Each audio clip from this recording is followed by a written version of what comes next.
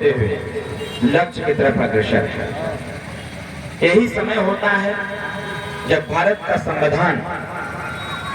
Doctor Bhimrao Ambedkar साहब ने इस देश को देने का काम किया था। उन्होंने कहा था कि ये भारत का संविधान सिर्फ इस देश को चलाने के लिए नहीं होगा, इस देश में समता, स्वतंत्रता, बंधुत्व, न्याय को स्थापित करने के लिए नहीं होगा, बल्कि ये भारत का संविधान एक मजबूत लोकतंत्र को स्थापित करने का भी होगा। डॉक्टर भीमराव अम्बेडकर साहब ने कहा था कि जब इस देश में 5 साल का अवसर इस जनता को हम देने का काम करेंगे, 5 साल में ये जनता अपना प्रतिनिधि चुनेगी और अपना प्रतिनिधि चुनने के लिए उसके पहले इस लोकतंत्र की मजबूती के लिए हर व्यक्ति को जिसका नाम वोटर लिस्ट में दर्ज हो गया, जो वोट देने का अधिकारी हो गया, वो लोकतंत्र को मजबूत करने के लिए 100% मतदान के संकल्प को पूरा करने के लिए अपना एक वोट देना बहुत महत्वपूर्ण होता है।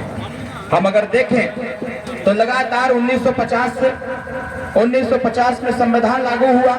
1952 से इस जनता का निर्णय, इस जनता के लिए और जनता अपने हितों की रक्षा, सुरक्षा और अपने हिस्सेदारी के लिए जब जनता ने मन मिजाज बनाया, तो जब 1952 में चुनाव चालू हुआ तो लोग पूछा करते थे कि वोट देने से हमको क्या मिलेगा। साथियों, देश का संविधान ये कहता है कि इस देश में रहने वाले हर नागरिक को मतदान करना चाहिए। कोई जरूरी नहीं है कि किसी विशेष पार्टी को मतदान करना चाहिए, ये डॉक्टर भीमराव अम्बेडकर साहब ने कहा। और डॉक्टर भीमराव अम्बेडकर साहब ने यह भी कहा था कि जब भी आप मतदान करने जाइए तो इस बात का विशेष ध्यान रखिएगा कि आप किसको मतदान कर रहे हैं। और जब किसको शब्द आता है तो जनता को निर्णय लेना होता है कि वो कौन सी पार्टी है, वो कौन सा व्यक्ति है, वो कौन सा नेता है जो देश के विकास के साथ अपने इस क्षेत्र को जोड़ सकता है। इस देश में रहने वाले जो मजदूर वर्ग के लोग हैं, गरीब तबके के लोग हैं, जाति भावना से ऊपर उठ करके देश के विकास के लिए, देश के कल्याण के लिए अपने क्षेत्र में किस प्रकार की विकास कर सकता है, इन सारे मुद्दों को लेकर के व्यक्ति वोट देने जाता है। वोट देना भी चाहिए। और जब आप वोट देते हैं तो ये मान के वोट देते हैं कि हम जिस व्यक्ति को वोट दे रहे हैं क्या वो सरकार में जा सकता है कि नहीं।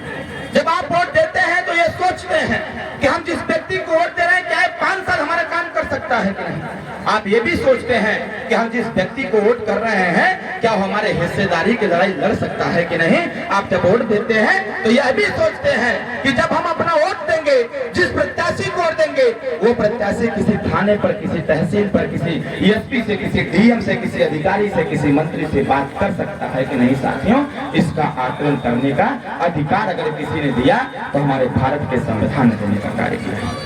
साथियों, ये लोकतंत्र है। हर 5 साल पर ये योजनाएं आती रहती, चुनाव आता रहता है। 1 तारीख को मतदान होगा, फिर उसके बाद ना कोई जुलूस दिखेगा,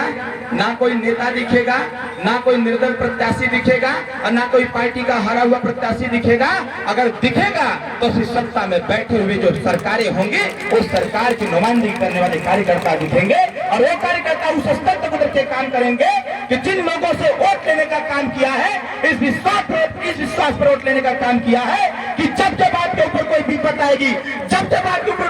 कोई समस्या आएगी, जब आपका हिस्साधिकार कुछ लुटेरे लूटने का काम करेंगे, तब एनडीए परिवार का एक कार्यकर्ता चट्टान की तरह आपके सामने खड़ा होगा, आपकी रक्षा सुरक्षा करने का काम करेगा।